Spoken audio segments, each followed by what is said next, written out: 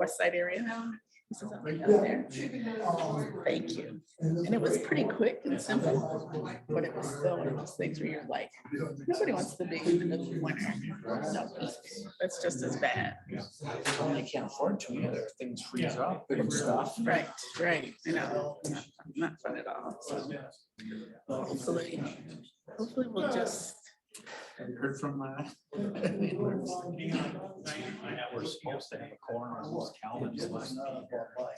Scott's here. He just went to that. So we need two more.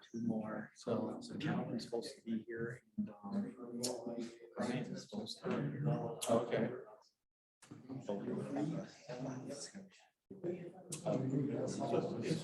Oh yeah. He's got a name. That's the last spot. I don't think he's over here.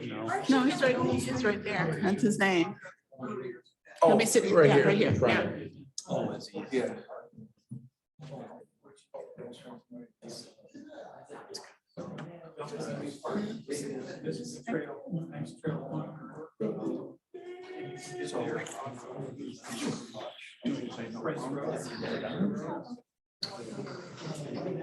Has he been busy? I have, we did, we were doing our corporate mid-year strategic planning today at my house, so it's like, yeah, I gotta go, I gotta get home. Right. Good job. Now let's go. And another meeting. Yeah. Definitely. I'll go. That's good. You guys don't have to rest. Yeah, it's really important. When I ran companies, I was responsible for a lot of strategic planning, so I probably have an abnormal passion for the importance even in small business. It really drives what we're doing a lot. So We got more people in the audience than we do up here. I see that. Never a great thing. I got a call. Did you get a call? Yeah, I did. I was like, yeah. So I assume they must think they're getting. I know. It's kind of like, I'm sure it's hard. I mean, this is really important to me with the holidays and everything. I mean, the summer, people are on vacation. I know my grandkids here in Grand Ledge have their exams tomorrow. they still have exams in Grand Ledge. What's that? You said your grandkids have class still in Grand Ledge? Yeah, Oh, I didn't they know have they did. exams tomorrow. She's actually working at the restaurant. I just stopped there and got a drink on the way and checked in with them. And I said, how you doing? She's good. I said, your uncle's birthday? No. I said, what call it? His birthday. And I said, how you doing? You seem tired. She said, I am. I've been studying. I have my last exam the next day. I said, oh, well, I'm sure you'll do good. You always do. I know. I just had my one grandson just finished up, was going into high school, and one was He sent you that information. going into middle school. And so they were showing me their electronics report cards. Yeah, all hill. Like, oh, yeah. I was like, yeah, they are very different. So we got Suzanne here today. Hi, how are you? Good. Hi. You know, for as many times as I've been over here, this is the first time because I walked across the street from Horrocks. Which is dangerous. Oh, I know. Dropped off my daughter, so she's hanging out at Horrocks. So we parked over there in case you bought groceries. But there's 2 benches and a little sculpture, and Yeah. Stop and smell the roses. I had never noticed it before because I was driving. So I was like, oh. Well, you may be able to get back to see your daughter really quickly here because we don't have a Yeah, quorum. quorum. So we'll give it another minute, then we'll be adjourning this meeting fast. Oh, Hey, Dave. Dave's not here, man. Dave's not here. This is Brian Torok. I'm joining by Zoom. Do you need me there physically? I don't think it counts for a quorum if you're just participating by Zoom, Brian. All right. You want me to get over there? Well, we will not have a quorum if just you come. So I guess let's wait and see if one more person shows up soon. If not, then.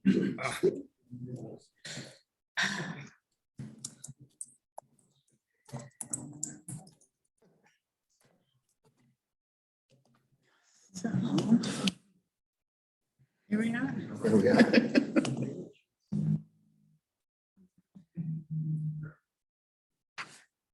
So somebody at the door. I don't know who it is.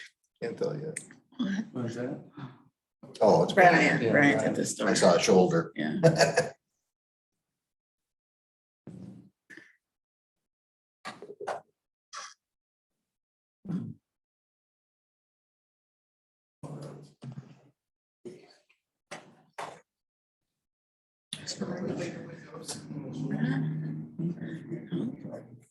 So you have any vacation plans for the summer? You know, we just fit them in when we can. I mean, I don't mean to make this sound hard because it's not. I'm truly blessed. My wife and I work 7 days a week, and some weeks we work 70, 80 hours. Yeah. But the great part is we can work whenever we want. Yeah. Right? So it sounds Right. worse than it is. I told my team that today. I'm like, yeah, I get it. You know, like I took 4 hours and ran up and watched our last granddaughter's game, and I don't ask anybody or tell anybody I'm doing it. So I have, we do it by choice to try to build a business and get it better. But it's hard to get away in the summer too. It's just busy. Things are going. But if something came up and we wanted to, we would. We don't have any plans. Right, yeah, yeah, that's especially true if you've got the 7 days a week. We're really trying to develop the leadership team, so we're in a better position, trying to expand and find. So. I know, sometimes it's like, you love that we live in Michigan and we're close to the lakes, but it's like finding that good time. To shorten. He said he could that come, it's, so I told him to hold off. I that said, it's gonna be weather if like nobody this else Tuesday, shows up, no Wednesday. sense driving here, Be but able the to short see out film, short Yeah. window. Yeah. Actually, now I had to look to see how busy the restaurants have been today. But with the weather nice, Jackson will probably be a little slow. Jackson has $2,000 in, that's 27% of last week. The weather Okay. wasn't as nice.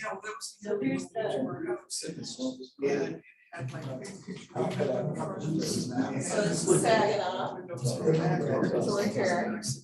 And Lansing only has 1,800, so they're both slow. Yeah. So far, they'll get busy again. But it's, you know, it's still early.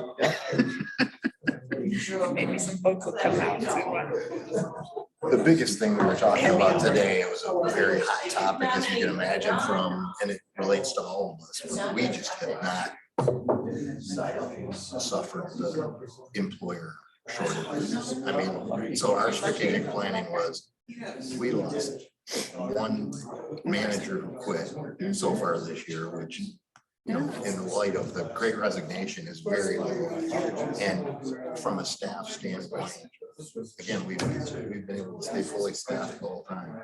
Now, our wage inflation is about 20%. Yeah. It's up. you're having to pay more. I've got some young kids applying. I have 2 part-time job openings and I haven't been able to find anyone yet. It's just, and 1 full-time. And it's just like, and the young people. Hey, Brian, What's the Torak, pay? I mean, that's what they want to know, right? can Right. you attend in person? We do need you for a quorum.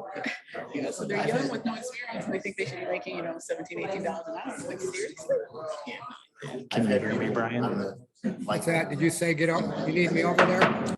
Just to let everybody know, we're not calling the meeting to order yet. As you can see, we're a little light on a quorum here yet. But we do have 2 members that we know are en route right now. So once they arrive, we'll get the call the meeting to order. So we're just waiting for a quorum to show up. Yes, Can sir. I make a comment? Sure. I was a bit disappointed to see you didn't have an agenda up yesterday on your webpage. Not yesterday. It's Been up since Friday. Yeah, that's what I thought. Wasn't. Yeah. Here comes Calvin, 1 more. Right. He's a librarian. He's qualified, is what you're saying. He's an incredible witness. I see.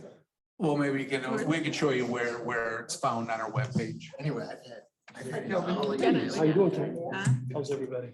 I did my friend. How are you? How you doing? I've had employees apply for a job And like, they don't want any back, like, they want to be a server. Right, right. And I'll send a note back and say something. It's, I try to respond to everybody. Yeah. Wait for one more, Kelvin, then we'll get started. Okay.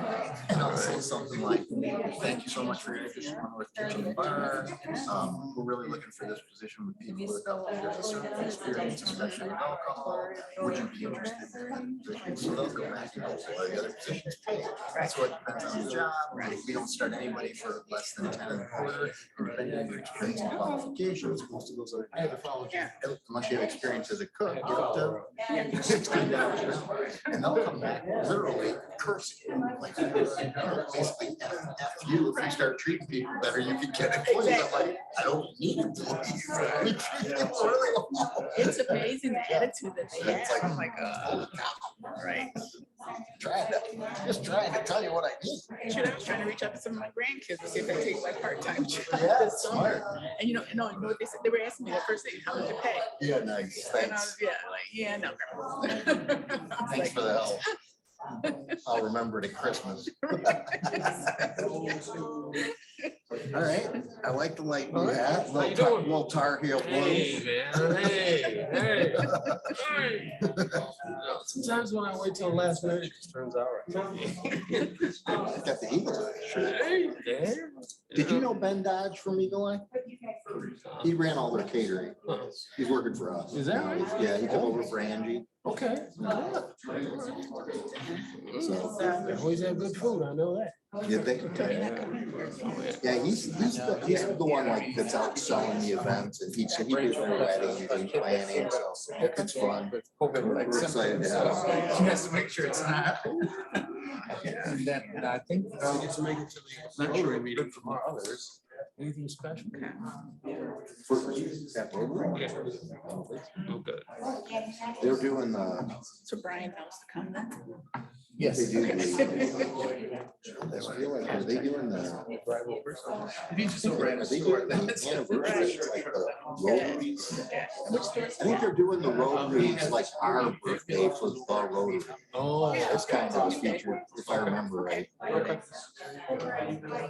Last Tuesday, I went to the chamber event, talked about autonomous vehicles, Oh, yeah. autonomous roads, so, man, it was A impressive. lot going on. I would like to heard that. I tried, I don't want to say it because I didn't read it thoroughly, but I did read some of, there's quite a bit of reading material attached to this. And I at least scanned it all and tried to read it. It was pretty interesting too. Some of the other cities that, Yeah. you know, are using the different lane strips and stuff. Yeah. We gotta figure out what the people want and what's best. That's it. How you doing? All right, how you doing? Good. Good. Hanging in there.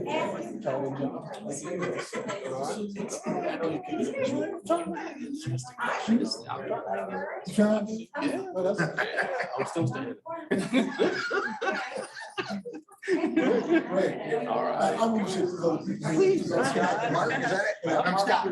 Pleasure to meet you. Hi, Peggy Ballpayne. Yeah. Hi there, how are you? Yeah, how are you doing?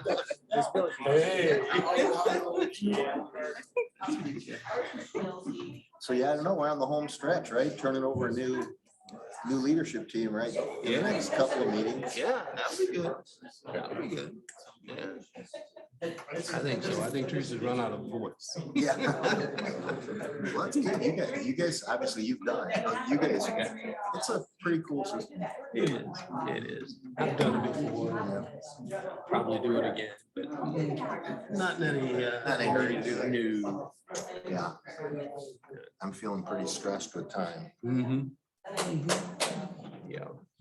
but this too shall pass. Yep, it will. It will. Did Chris not show up today or intentionally or was unavailable? You don't know.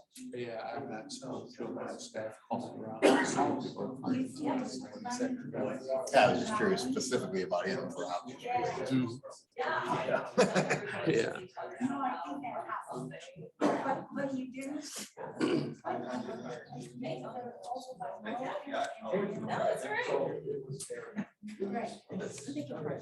Yeah. So Brian's on his way, go get us, go make us a quorum. Yeah, when he arrives.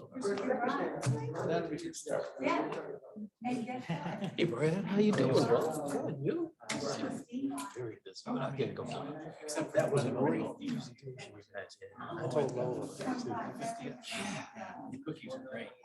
Take a couple of them. You know what I do. Hey, you sure it's there? How the rest of these folks? But you don't have to. Brian, did I hear? Brad, sorry. Nice to meet you. Hi, Brad. I'm Peggy Bond. You think we get excited?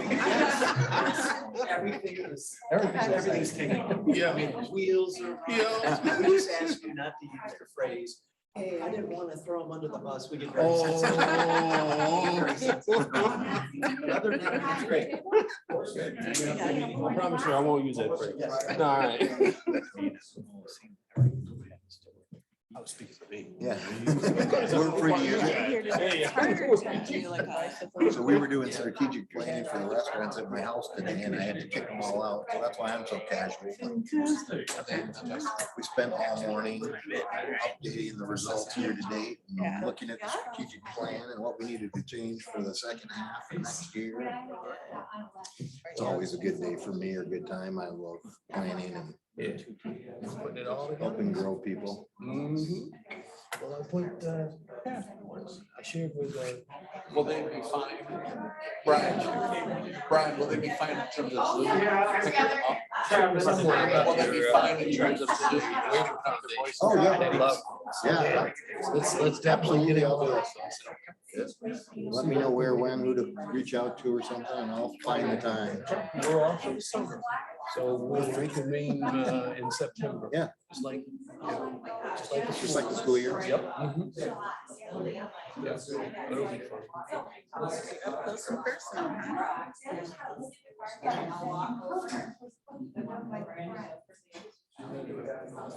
Yeah. Make it happen.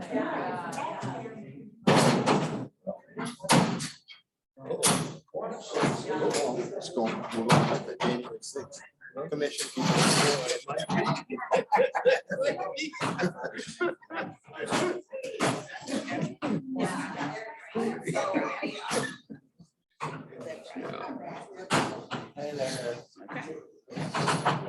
I'm so used to doing Zoom meetings. I was just sitting there.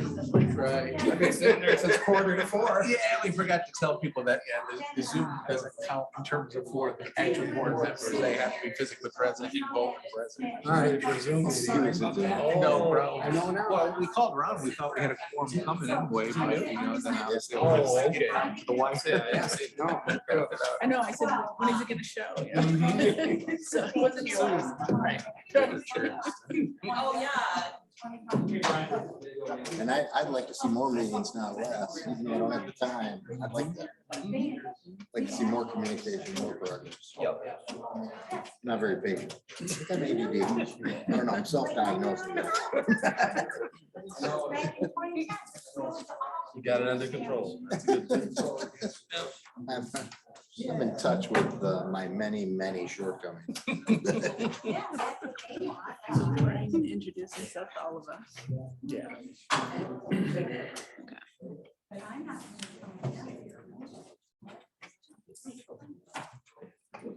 So you want to open the meeting and then have them come up? Are you asking? We're telling. Okay, everybody, we'll call this meeting of the Delta Township Saginaw Highway Corridor Improvement Authority meeting to order. I'll call the roll. Kelvin Jones here, Chris Kostrovsky, Laura Miller, Scott Berman, Here.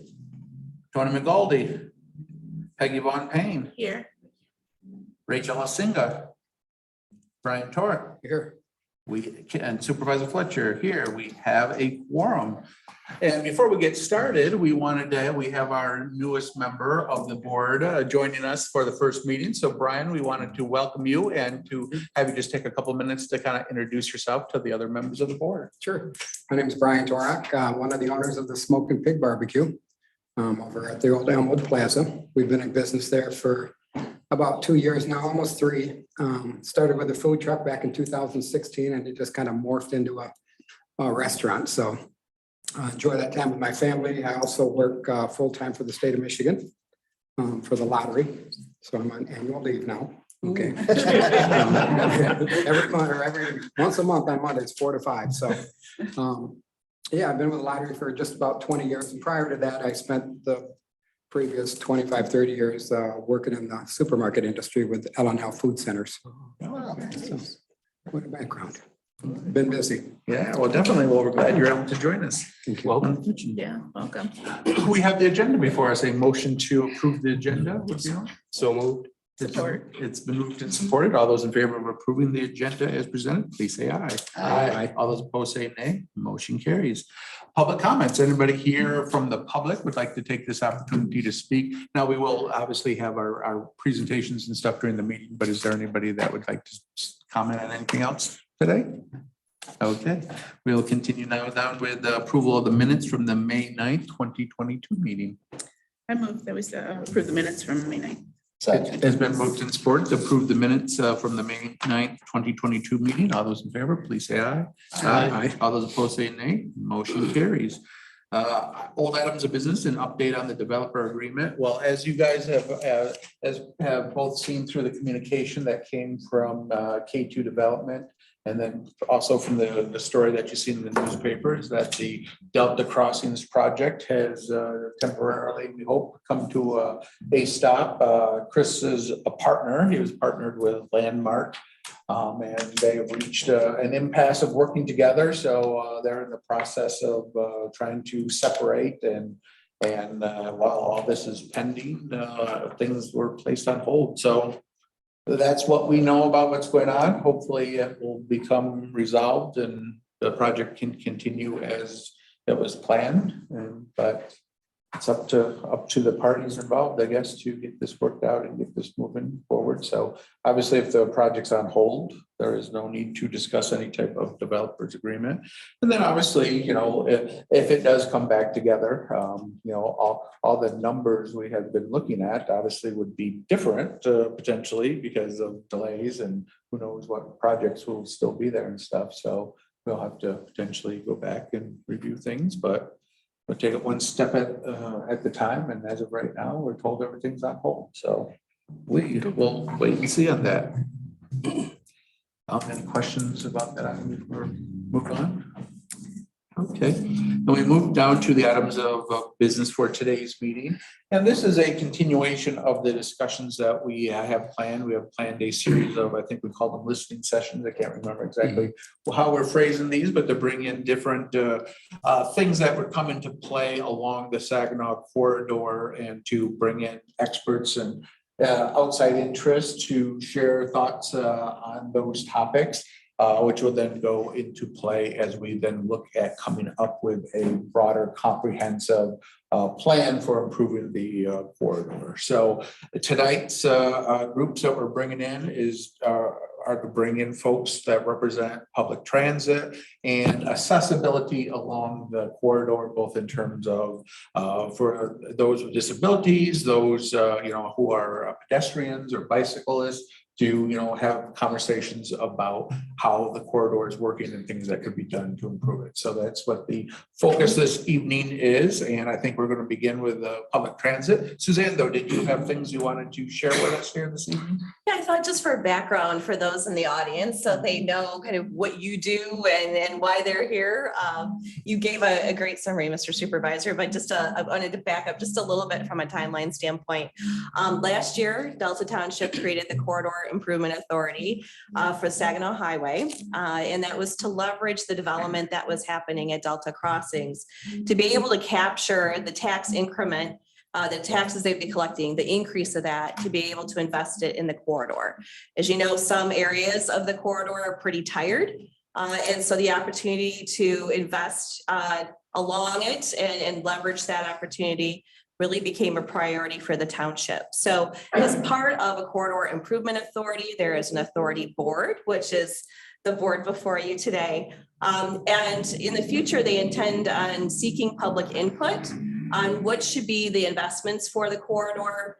And as they're trying to scope what a plan process would look like for the future, we thought it would be good to have key stakeholders in the community come and start sparking ideas. So we don't need to have all the answers today, just trying to understand kind of the scope of things that we should be thinking about and the needs of the corridor, so that when the actual scope of work is done for the planning process itself, they can hit the mark and hit the ground running a little bit more succinctly and accurately, rather than kind of trying to do all of this and learn everything all at once. So for example, we're going to be talking to the business community in another listening session. And if they say, well, we really need a retail market analysis, you know, that might be something, or for non-motorized advocates, we need a non-motorized plan and we need these kind of details. It helps us kind of understand what we need to be thinking about for the area. So as we mentioned, we invited 5 groups here today. We have Brad Funkhauser, sorry, Brad, from the Capital Area Transit from CATA. We have Donna Webb from E-Tran. We have Mark Pierce from Capital Area Disability Network. We have Jim Snell from Tri-County Regional Planning Commission, and Dan Stockwell from the Tri-County Bicycle Association to cover all of those aspects of different modes of travel than just the car, which you heard in your discussions with MDOT and the Road Commission last time. So several of you have brought multiple people with you. And so we have the 5 seats up front for the different representatives, but we know that others might want to throw in or have that discussion, or if there's a different representative that you'd rather have speak on your behalf, you can certainly do that. But we thought it might be easiest to have you sit up at the table so that we can start the discussion, and we'll start with having you introduce yourselves. So Brad, if you'd like to come up and join us at the table.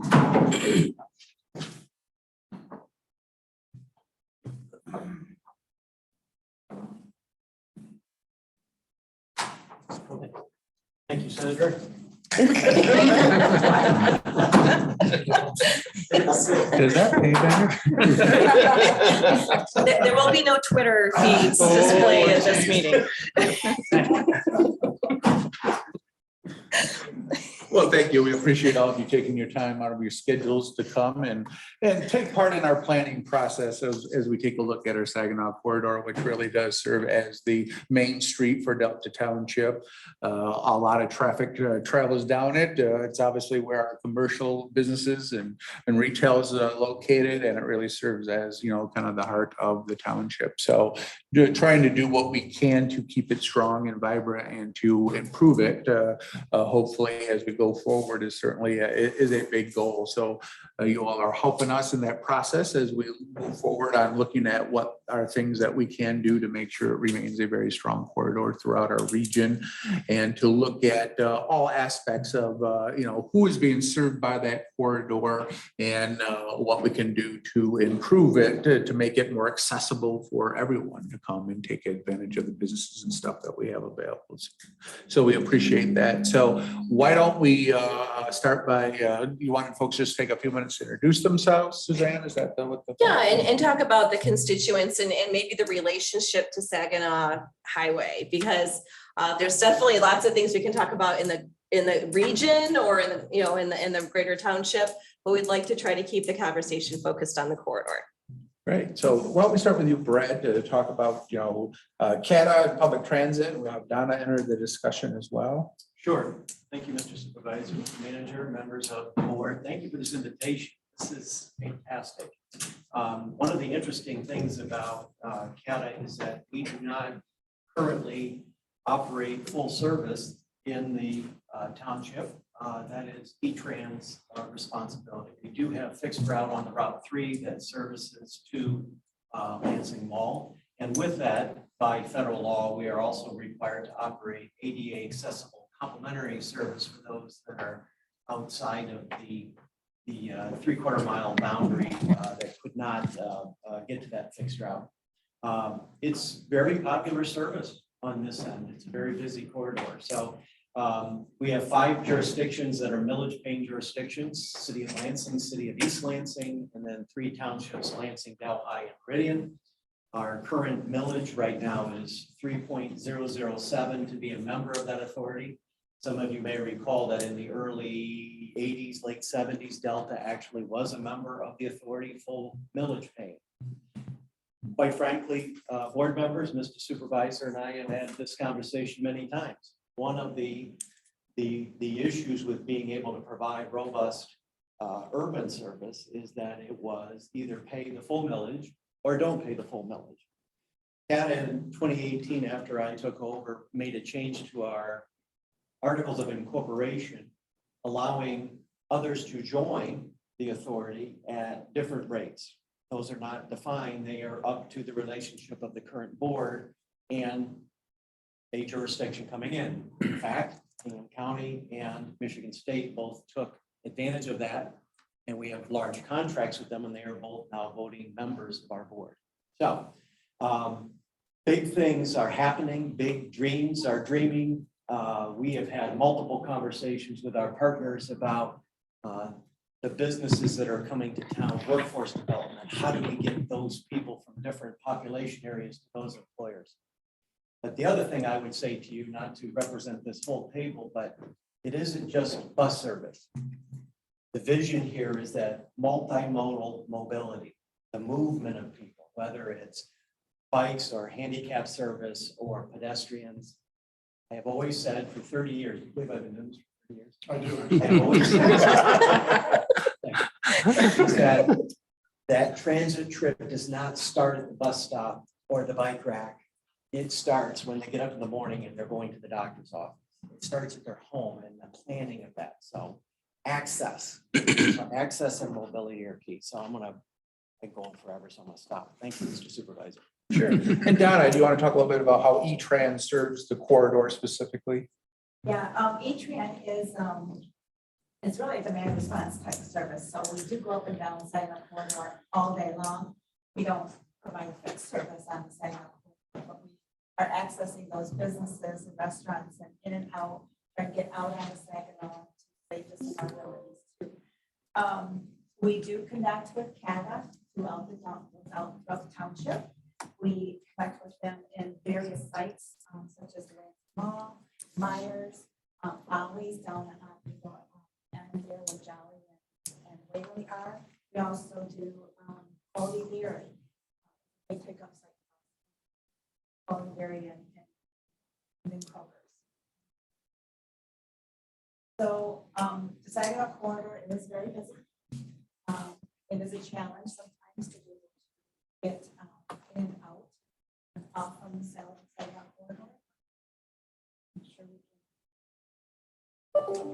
And Donna, how, and I don't need exact numbers, obviously, we're just kind of, talking generically here. How many calls would you say are calls where people want to be taken to some place along the corridor to go shopping or a restaurant or whatever that you deal with on your average day? We have a tremendous amount of individuals who like to go just across the street here to. Horrocks. Yeah. Kroger's is a big benefit for us. So we do have quite a bit of people that need to go to the business center off the board. So they need to go shopping, they go to other different specialty clinics in Grand Ledge. So we're providing those different services too. Great. May I ask a question? Yep, absolutely. So I'm just trying to understand. So E-Tran, where does it start and where does it end? E-Trans, we're affiliated in Charlotte, Michigan. Okay. Okay, so that's south. And then we do all of Eaton County. Okay.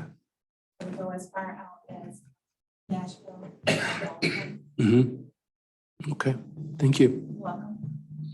But it's not, so the distinction here is it's more like a dial-a-ride. So it's not like a line that goes up and down and the bus stops are consistent for Right. E-Tran. Yep. But CATA, you guys go partially into the township down to where's your endpoint?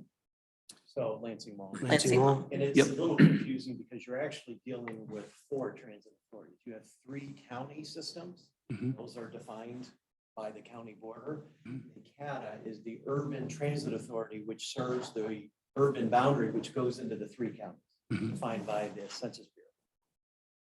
Okay, thank you. And Donna, do you get also, just, off the top of your head, do you get very many calls from people outside of Delta, like Grand Ledge or farther out, that are asking to be brought to the corridor to go shopping? Absolutely. Okay. Yep. Mhm. Great. Because I think we have, when we look at transit going forward on the corridor, we got to look at it from a couple different perspectives. One is, are customers all able to get to all of the businesses along the corridor? Can every customer who wishes to go to one of those businesses or one of those restaurants get there? So that's something I think we need to ask ourselves. And if the answer is no, then obviously part of our corridor improvement plan would need to have some, suggestions for what can be done in order to make it so anybody who wishes to come to these businesses are able to get to there. Mhm. And then the other issue, I think, is the issue of, are the businesses along the corridor able to get the staff, the employees that they need, who can get to their businesses at the times that they need to have them there, so that they can, adequately staff their businesses? And is transportation a potential obstacle to them getting the employees and the staff that they need? So that's something that we would need to take a look at and hear from businesses. Are the current transportation options from an employee point of view adequate? Are all their employees able to get there when they need to get there? Do they have hours that run later than public transit, that maybe an employee now needs a ride home and they don't have access? Does anybody start before maybe the public transit starts in the morning? Is it conducive? So those are all types of things that I know we need to consider. Obviously, we know if the fixed route is only going half the corridor right now, I would have to assume that the answer for part of it is that that's a problem. That if businesses that are farther past the Lansing Mall don't have access to some type of public transit, then that probably is restricting both customers coming to those businesses, and it restricts the potential of employees getting a job and coming and taking those jobs. So that's something that I think would be a problem that we would identify if we, once we start actually talking to the businesses and seeing what their needs and their experiences have been. Brad, Donna, do you have any comments or thoughts on that very issue, the whole issue of making sure both workers can get to the corridor and anybody who wants to come to the corridor can actually get there if they want to be there? I think you kind of said the one thing that I've been thinking about is making sure that wherever we decide to put our structure for public transportation, whether new infrastructure or existing, it needs to be able to be accessible to those individuals who need it, whether they need for wheelchairs. If you're going to do new stuff out on the corridor, you need cutouts. That's one thing that's been missing from a lot of our facilities and transportation right now, with cutouts in order for the buses to be able to lay down their lifts. To be able to press those. So those are different things that need to make sure that everybody has accessibility. Absolutely. Right. Sir, my last comment is this: when talking about public transit, we think of big buses and little buses and the functions they do. May I offer that we think outside the box a little bit, and we have a single mom outside of the normal fixed route going out to Marketplace, let's say, and accessing a program that maybe in the future is a guaranteed ride home. We're talking about this with the GM plant, Altium and so forth, and shift workers, where they can rely on this service, but what happens on that day that they can't? And that kid is sick or something happens, we have an alternative. And as long as we are running this through the same operation, it can be one-stop shopping. So times have changed, technology has changed. You should have multiple options, and that's why, and we've talked about this many times, folks don't care who's providing the service, they just want the service and they want the mobility. And so we're putting our heads together. We are, I was prepared to bring this to you today. We are in this year's budget preparing for the extension of the 3 all the way out. And so at future times when it's appropriate, we will be able to have a broader conversation, but we are quite serious about making sure that that is in place when you're ready, sir. Great, no, that sounds good. And yeah, and our conversation here today isn't necessarily about the delivery. It's what's lacking and what do we need? And then after that, we can figure out, okay, how do you make that happen? Who makes it happen? But right now, we're discussing, what is missing on our corridor? What are the obstacles? And I think, I think when we talk to our businesses and stuff, we're going to hear that transit is an issue that impacts the corridor and definitely could potentially be limiting whether it be the growth or the success of the businesses that are located on the corridor. That's something that we need to talk about, but it's great to hear that there's a lot of thinking outside the box and that there's, the collaboration and everything that has sometime in the past, when we've tried to deal with some of these issues have caused, roadblocks to come up and stuff. So it's really exciting to hear that, it's a kind of a whole new world in terms of, the dialogue that's been taking place in the world of transit as we move forward. Now, I know we have Jim Snell with us, who is the Executive Director of the Tri-County Regional Planning Commission, and anything transportation runs through the Tri-County Regional Planning Commission. And when we say transportation, we really do mean everything. CADAC has funding for buses that come through Tri-County. Obviously, the funding for the roads that are built comes through Tri-County. So Tri-County obviously plays a role in this, and also Tri-County, I know, has done studies on the issue of the specific thing that we're discussing in terms of right now, in terms of transit and accessibility and stuff. Would you like to share some thoughts that you may have, Jim, on this? I'm going to refer you to Mr. Chair because you've been my chair for most of the time. Chair, I'm going to do that. No, good to be invited here today. And I was kidding with Don. We never follow Brad. It's got all this energy, and 4:30 my days, I'm running out of energy. But I give 30 years of that. Good job. But as Mr. Chair mentioned, Tri-County Regional Planning is a regional agency. We're above the phrase, so to speak. Sometimes you probably have never heard of us, but we get our fingers in almost everything. Could be transit, non-motorized, the corridor out here, the stuff that's going to happen on West Saginaw, that all comes through us. We coordinate that. That doesn't mean that we're going to say yes or no to a lot of these things, but we'll bring folks together in meetings just like these to talk about what the needs are and how we can work together. There's example after example of the last few years of things that the Waverly corridor, working with MDOT, doing that non-motorized facility, put in and making sure, working with these great folks to get transit, all talking to each other. We're in a very exciting time where if you need something in this quarter, obviously you guys wouldn't be here this quarter if you need something. You got a lot of people nodding their heads and working together and using the spirit that Brad brings to the table. I kid him about it, but I also congratulate his effort trying to make all this work and being good steward of a lot of what's happening. So Tri-County is above, a lot of this. We focus a lot on roads and transit, unmotorized, and we also have an economic development arm, which obviously has Rachel is a former staff person from here today, but we're very good rooting. We also do environmental work, so it's a broad base. But glad to be here. I have a few thoughts that as we go on. Thank you. Right. Well, thanks. We're certainly glad to have you part of this dialogue here.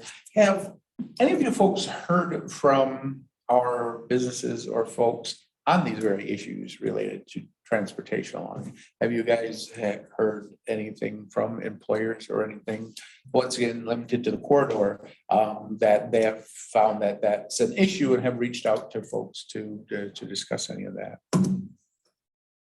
Not specifically, no. I've not heard from any businesses that say that they're having issues within the fact that we talk. Not specifically. The ones I haven't been at a high level supervisor, generally at plea for the chamber meetings where, when are you gonna get the free extension so we get people out there? And they're right. I mean, so it just stops. And so there are people, is there any plan? I get that question a lot. Is there any plan to extend the service out? Boy, wouldn't it be great? I was at the diversity event last week, and one of the mayor's staff in the neighborhood said, I love going to Horrocks. Extend the 3 out there so I can go to Horrocks. So you asked specifically about businesses, maybe a handful at those meetings where, is there any plans? Is there Okay, great. And we are going to hear from the biz community, you know, when, I believe, I forget when, but we were gonna have the chamber and stuff come in and talk.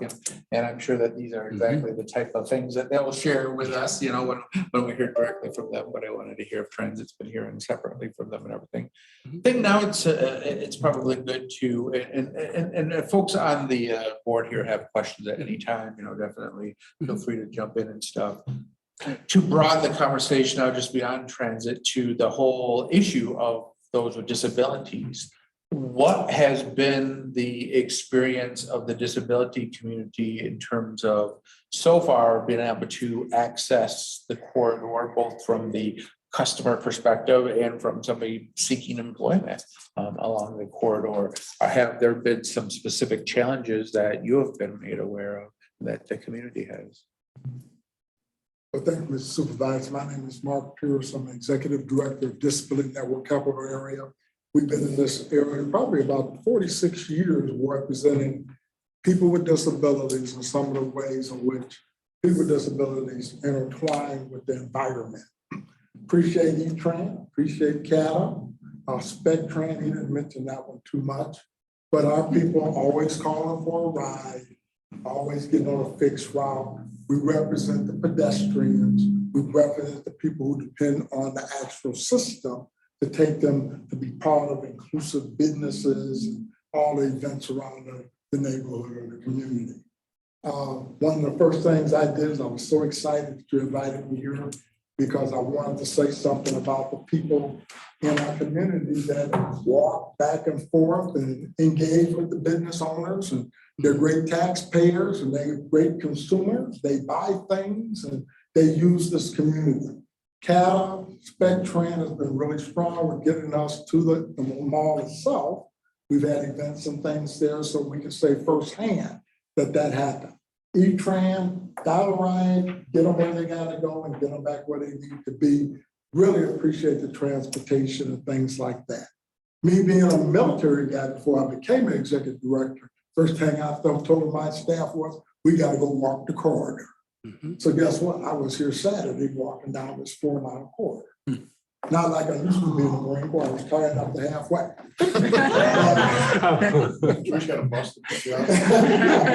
So I knew when you need that bench, when you need that bus stop. I want to commend you on curb cuts and the sidewalks that you have running through the area. I was impressed. I went out there with my little clipboard. I saw you. You see me? I saw you, yeah. There you go. Under the shade tree taking notes. I saw you. I was taking notes. Yeah. And I'm not here to complain about everything. I want us to have a voice in it. Yeah. That Saginaw Highway is a bear. If you are a little bitty person trying to cross the street. And I love Horrocks, but I would hate to have to walk from Horrocks over here.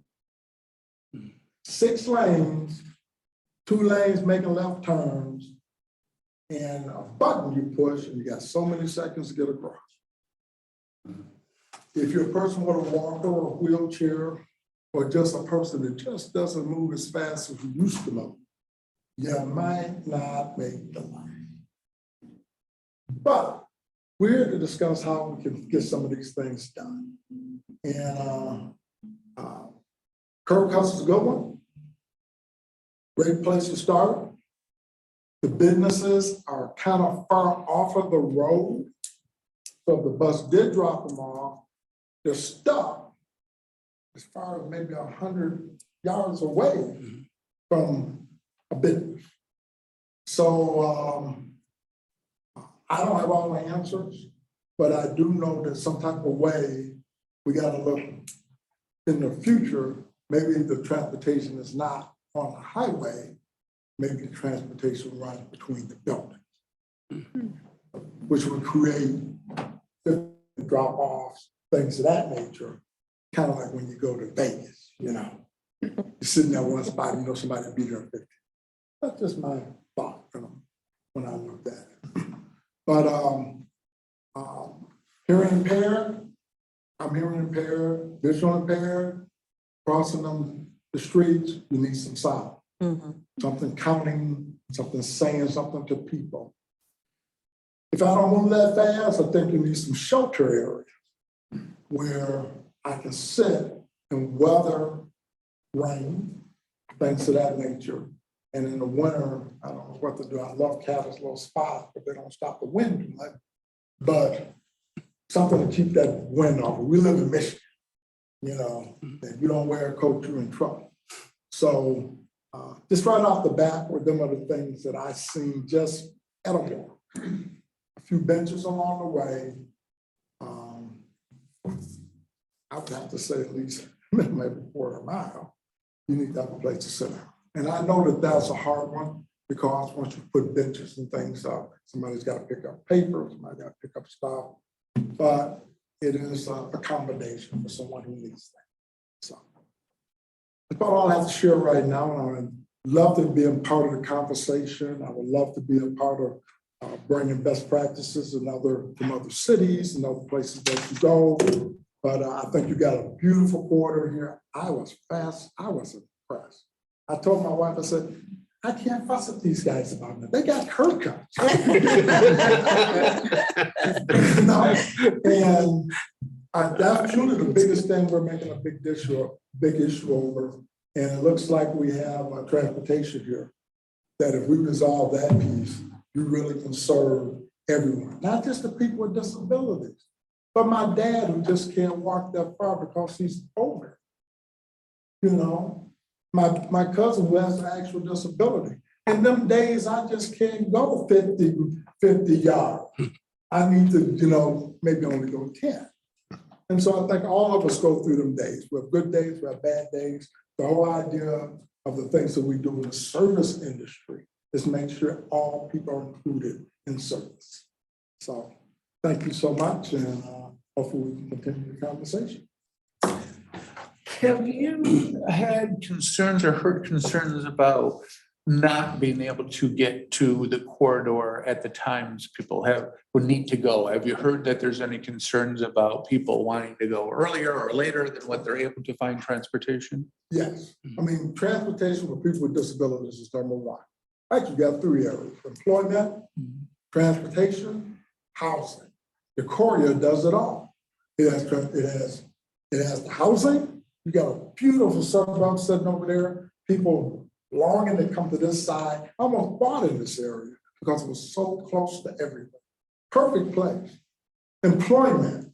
Employment just means, you know, nowadays, how do you get to work? This is the best place to work.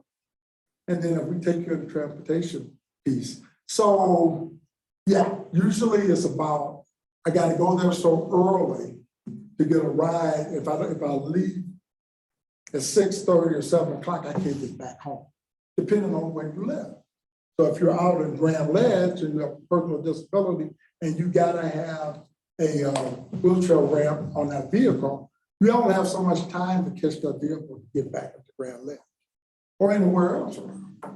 So that's always a concern. So for people with disabilities, they have to follow the system.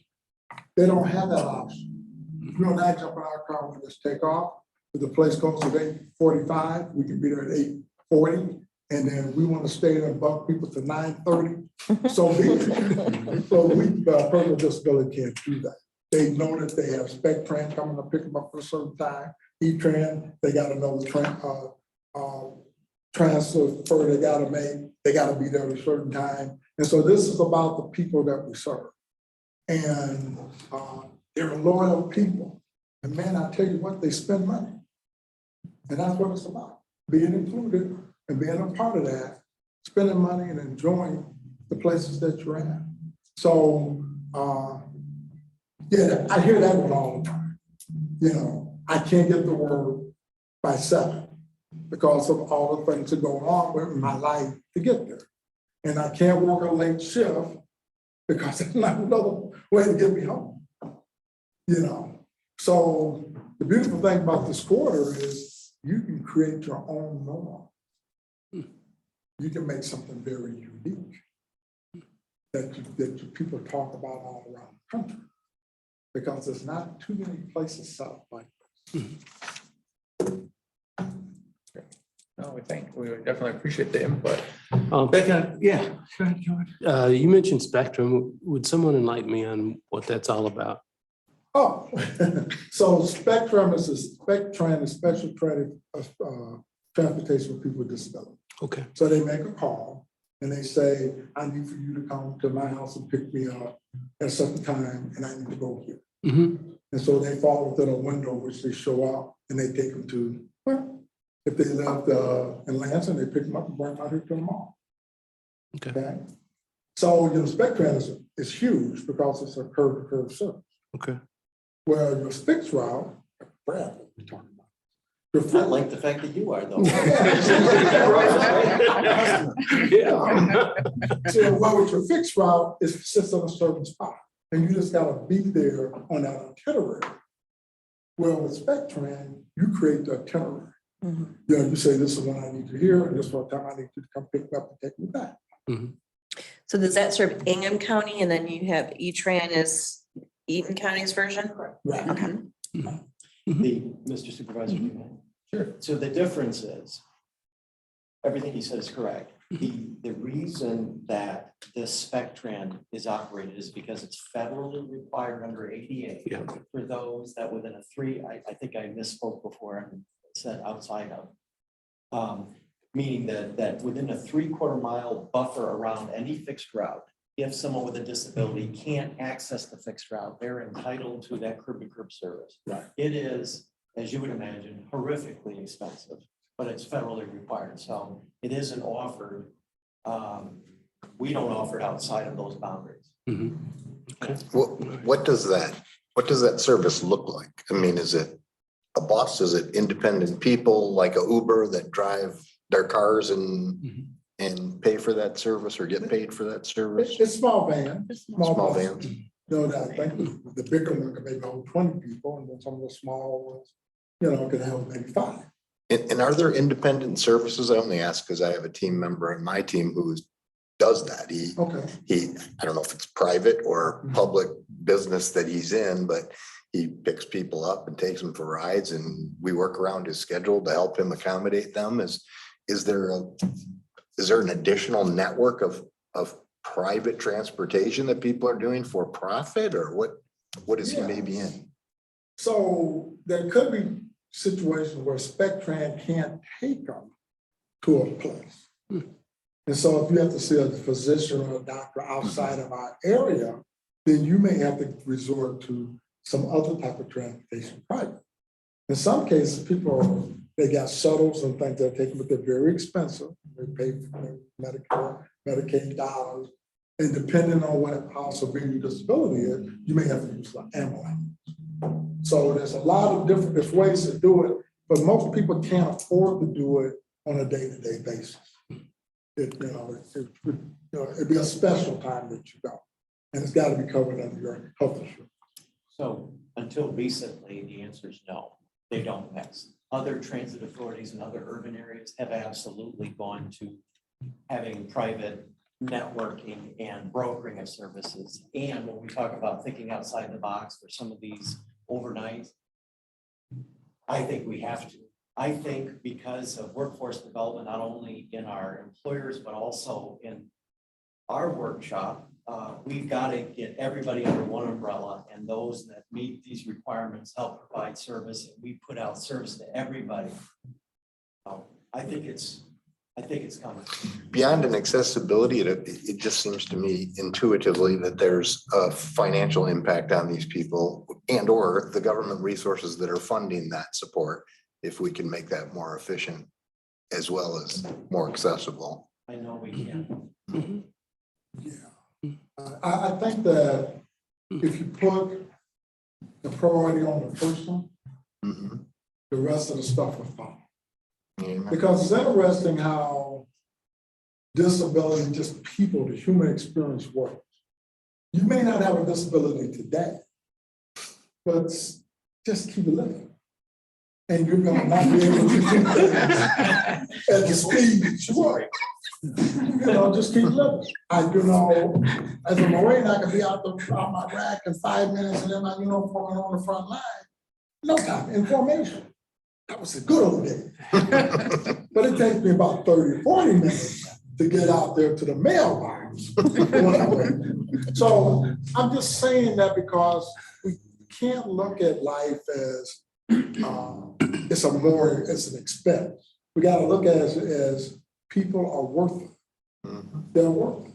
And because if it's quality of life that we provide here, then we're gonna have quality people. And we're gonna have people in our area that's gonna really wanna live. This is where I wanna stay. There's some cities in this country that for people with disabilities, that's where they go. Not because it's hot in Florida, no. They go because they're accessible places and they're included in everything that they do. And you just don't, this 4-mile stretch you guys got here, and I don't live right here, but I take advantage of it. And people from all around the surrounding counties come to this area to take advantage of it. You want people to feel like, can we live here? And if we can live here, that's tax dollars. Putting the person first, because people first. That's why I look at it. Good way. And that's really what we're looking at here. How can we make sure that every single person who wants to come to the corridor can get there, can and figuring out who's being excluded now, and what can we be done? And, one of the things about a corridor like this, areas, suburbs like Delta, we grew up as a result of the automobile. We were in an era of, let's build a mall that sits way back from the road, and everybody's gonna get in their car and they're gonna drive into your humongous parking lot you just built so you can house all these cars. That's how we're designed. That's the world that we were created to be at the time we grew up and stuff. Well, not everybody has a car. Not everybody wants to drive a car, even if they can or do have a car. So how do we now figure out, how do we make the suburban communities that were created to serve the automobile a little more friendly to those who no longer wishes to be in an automobile or doesn't have one? So then now's a good time to bring in Dan Stockwell, who represents people who want to, ride bicycles to get around their community and to access places, including the corridor. So I'd love to hear your thoughts on what bicyclists find to be challenges of accessing the corridor. Thank you, Chairman Fletcher. I'm Dan Stockwell. I'm a member of the Tri-County Bicycle Association Advocacy Committee. We work on behalf of bicyclists in the Tri-County region.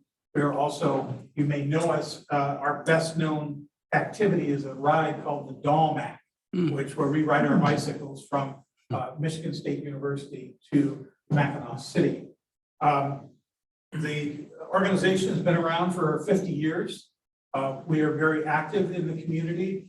We have given out more than $1.5 million in grants to various bicycle activities and infrastructure, and some right here in Delta Township. We have funded bicycle racks and facilities along the east-west pathway here in the township.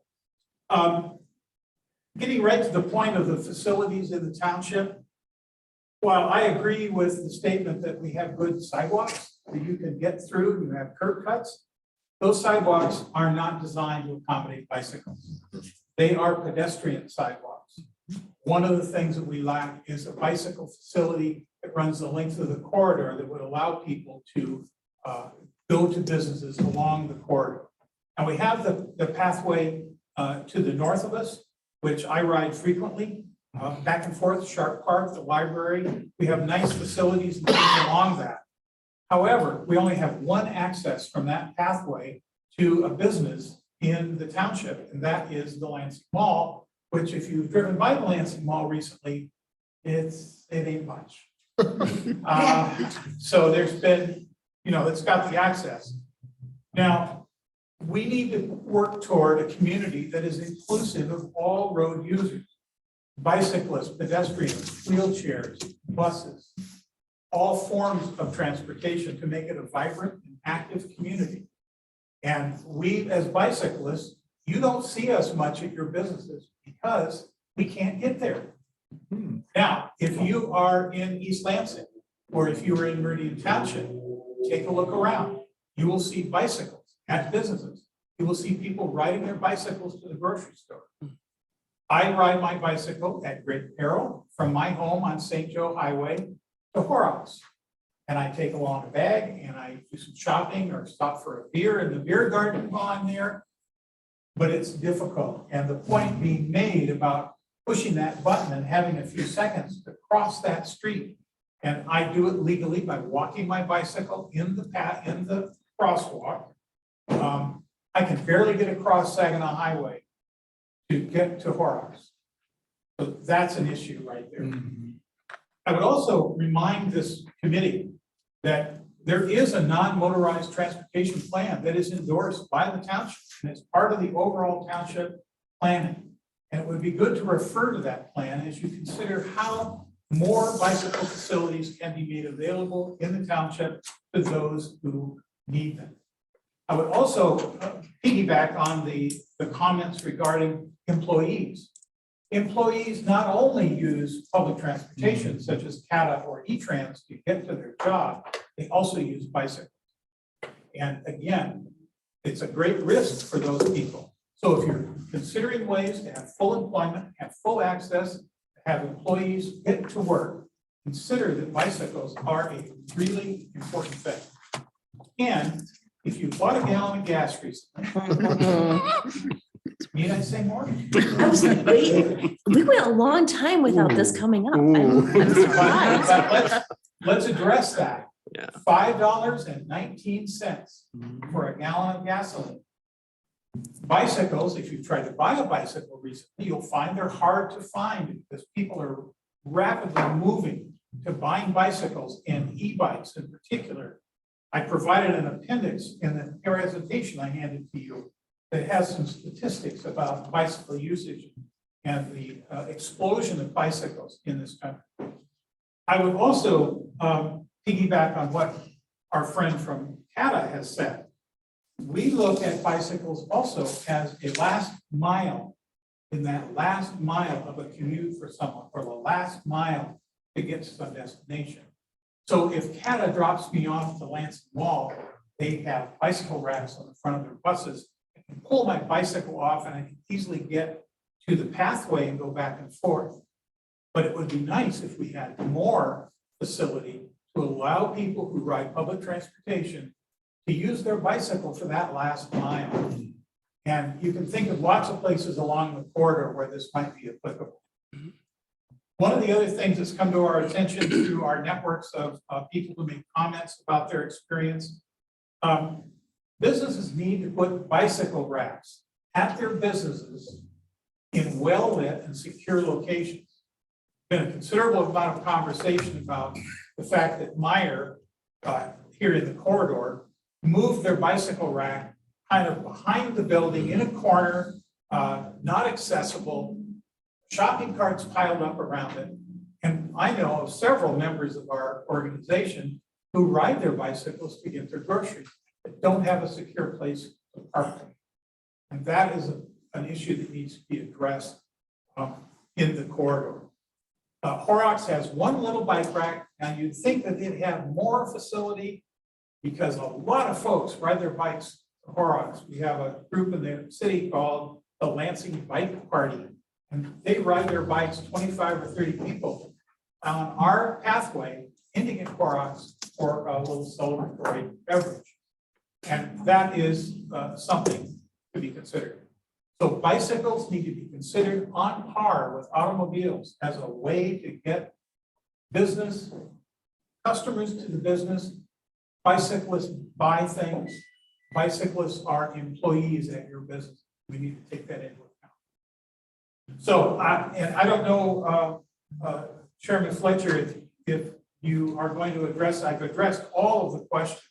I don't know if you want us to comment on the other questions that were provided. I think Suzanne and Brian put these questions together. Be glad to do that now. I think just continuing the dialogue here in terms of, everybody working together here, it sounds like that, we have obviously identified some potential challenges along the corridor that needs to be taken into consideration and incorporated into any plan that we come up with for the corridor moving forward. That accessibility and transportation must be included and must be a big part of that plan that we put together. If we put together a corridor improvement plan that does not address those problems, then we are leaving a huge gap and a huge hole in any plan that we put together. So I think that has become quite clear by the conversation here today. And then obviously as we go forward and engage the broader public, engage the residents and all businesses in the discussion and dialogue and stuff, that helps us zero in too on specific things to ask the broader public and the broader businesses about as well in terms of what they see as being lacking. And as we discussed for the folks here to know, as we discussed at a previous meeting, MDOT will be rebuilding Saginaw in the coming years. So there will be, by being in the process early on, we can possibly help guide some of those decisions in terms of how they design the roadway. We can look at options to see if there's ways to add things maybe that can happen at the time of that construction that maybe they would not be funding, but look at other ways or other sources to have them included and that make that part of that rebuilding of the Saginaw corridor. So the time is right to be having these types of conversations because it gets us in early enough to be at the beginning of their planning stage, which is very important. Because if you wait until it's ready to go, they have a plan on what they're going to do. And it's kind of too late at that point to come and say, but wait, we should be looking at all these other issues and stuff. So I think it's really great that we're starting this now and that we're having this conversation today. Suzanne, are there some thoughts that come to your mind that we haven't addressed yet or touched on today? Yeah, I was just looking at the questions. I guess it would be interesting to know if it is 4 miles long, but are there key nodes or key areas that kind of come to mind? Lansing Mall has come up, but as we think about, we can't have everything everywhere all the time, right? So wanted to be strategic in investments and thinking about how we look at areas. So are there some key areas along the corridor that come to the mind that we should be thinking about? I want to say down by Marketplace in that area down there where the Walmart and Menards, Lowe's, and then the new development that's going on down there. That's going to be major area for people to be going to. So we need to take a close look at how we get in and out. Yeah, Mark and then Dan. Thank you for bringing that area up. That's very important. We got to do something about going under the 96. That is not a safe place to be, especially at night. And so many cars going up and coming down. We got to figure out a way for a person to go from this side of the corridor to the other side alive, uninjured. I don't know how many people have been hurt out there, but I think it's a real concern. It's just intimidating to a person, and they'll say, I'm just not going to come to this area because I can't go over to Walmart safely. I don't feel as though I can navigate them 6 lanes out there, get across. Yeah, definitely navigating the various entrance and exit ramps on the highway there is definitely a challenge with knowing where everybody's, where cars are going to be coming at you from. I'll just amplify that. It's my comment exactly. On a bicycle, it's even more terrifying. And we look at, when we look at road design in the bicycle world, we look at what we call conflict points, which is where the bicyclist must navigate across an intersection. And there are, I don't know how many along here, a lot. We are very interested in providing access to the new double crossings development, because we think that is an area of growth and an area where people will want to go to shop and eat. And not to mention the current area of Walmart, Menards and all of that.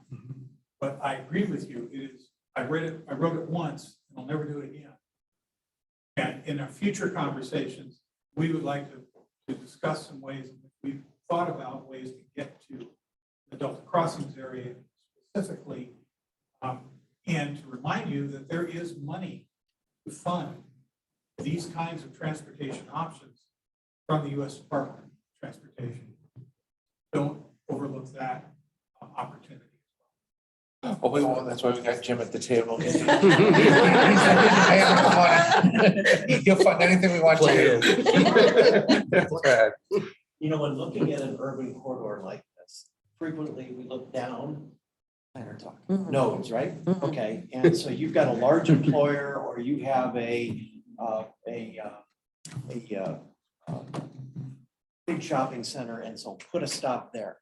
And there are two things that are important, I think. One is, what is a stop? Back to you, and what you were saying, it hits home that we look at bikes, we look at buses, we look at cars, we look at the disabled, but really it could be combinations. And you have to look at it like that, because a node or an access point requiring a large facility on Saginaw Highway may not have a robust business there. It may be serving a development half a mile down the road, accessing the spine. And it's going to be important to look at that. And I like that, your comments. I'm an avid bike rider myself. In fact, I've partnered with Tri-County before. You go down to the CTC, we have bike lockers. We are all in on multimodal facilities, because it will be combinations of transportation, walking, biking, wheelchairs, whatever. And if we part of the trip, first last mile, and then get them on a large corridor bus system, great. And so it may not just be large employers or large businesses. It may be access points into the corridor. Brad, do you keep any data on how many of your riders are bringing a bike on the bus with them? We do. It'd be interesting to see how many of your riders are bringing a bike on Route 3. I was just going to say something really funny, but I'm not going to. Sorry. We'll get to know each other. If I was going to all of them put their bike on there, actually, and they bring their bike on. It's true. So, no, we'll get that data for you, because, and we do track that, and those areas that we are able to have good facilities and good access points, they use it. I see bikes on those racks all the time. Well, and there's a thing here, build it and they will come. We can put a bike on a rack downtown and ride number 3 out. Then what? Where do I go? It's a pathway to nowhere. So you got to think about it broadly in terms of what that endpoint means for the cyclist, and the ability then to access other things that last mile into the community, into their housing community, into their work community, or shopping community. Those are all critical factors. I know Kat understands that. Great. The folks up here have other questions that you would like to have answered with this group of people here that are the experts. Just on wanted, things transit. just wanted, is there a delineation between the electric bikes and the regular bikes? There is. It is an emerging distinction. There are. It's a religious matter among bicyclists. People and there are really several classes of electric bicycles. And I own one, and it's called a pedal assist, which is a certain class of bicycle that requires you to turn your legs all the time for it to be assisted with a motor. And that's really the kind that we consider to be closer to a bicycle. There are other kinds of electric bikes that are more like an electric motorcycle. Mhm. And there's a lot of controversy around what public pathways, what kind of bicycle, what kind of electric bikes are allowed Yes. on public pathways. And that's an emerging kind of thing. And we can certainly put together more information, data about the differences between those. Okay, thank you. I have one and I love it. Okay. Other questions that folks would like to have answered or things that come into mind? Okay, Suzanne, any final thoughts you have for the panel here? If you had your ideal state for the Saginaw Highway corridor, what would it be?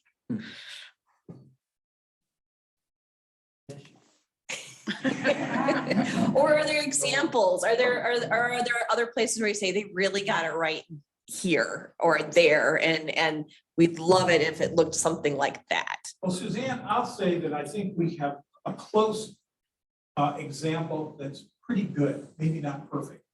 And that's Meridian Township, East Lansing, and the Lansing Regional Trail System. The Lansing Regional Trail System has many, many miles of access for bicyclists, walkers, people in wheelchairs. They can use that facility. One of the things not directly pertinent to this corridor authority is our desire to connect Delta Township to that broader Lansing Regional Trail System. So an ideal state would be being able to ride my bicycle from MSU to the steakhouse out here in Delta Crossings. That would be an ideal thing. Is that, guess I would just add those connections are outside of Delta. I mean, we have connections on Old Lansing Road, Michigan Avenue, Willow. And we soon will have one on St. Joe, have one on Waverly, the connections to the Lansing River Trail. So I'm just trying to understand, because I keep hearing that that's outside of Delta's kind of It is. purview. Oh, it doesn't matter. Jim is he's already working to fix that problem. He's coming up with the funding. He's working on connecting all the trails in the system or in the area, and then connecting them to the big trails that run across the state. So Michigan. we're looking forward to the results of that work, which will be coming out, shortly and stuff as well. So it's being worked on. Specifically, Brian, primarily is a connection in Lansing Township that currently is what we call the built path along Waverly Road, which interrupts the capability to travel down Waverly Road. Right, There's nothing we can do about it. which isn't the corridor, right? Not in the corridor. That's a topic for another It's a another topic day for and another another place. In terms of the best state, the best thing is the best future state would be to provide bicycle access along the corridor to every user who wants to use a bicycle to access business anywhere in the corridor from Broadbent to Waverly. Great. Fine, let's go. Brad. Visioning ahead, I would see a corridor that had real-time bus tracking, both fixed and connected with our partner E-Tran, going out to Marketplace.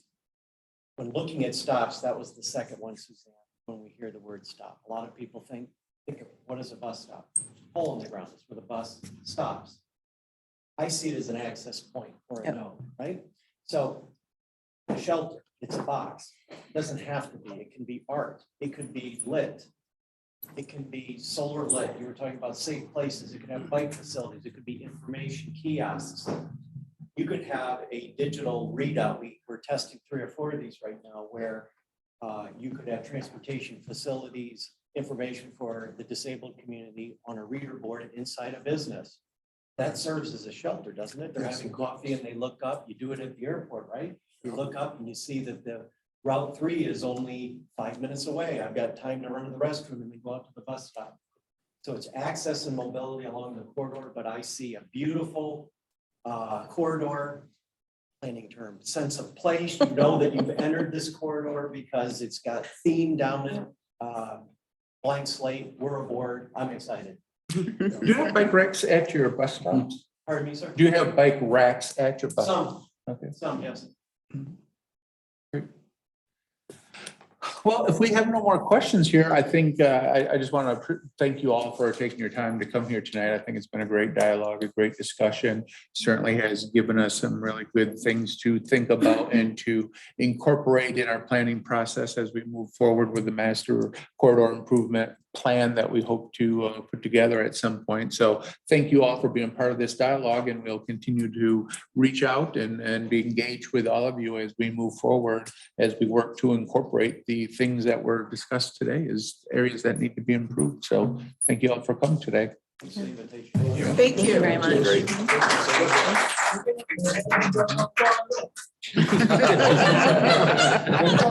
Mark's going to throw on his Marine uniform in 30 seconds. I'll see it. Demonstration next time. Well, members of the board, the final, we haven't adjourned yet, Calvin. I'm trying to That's stay- what I said.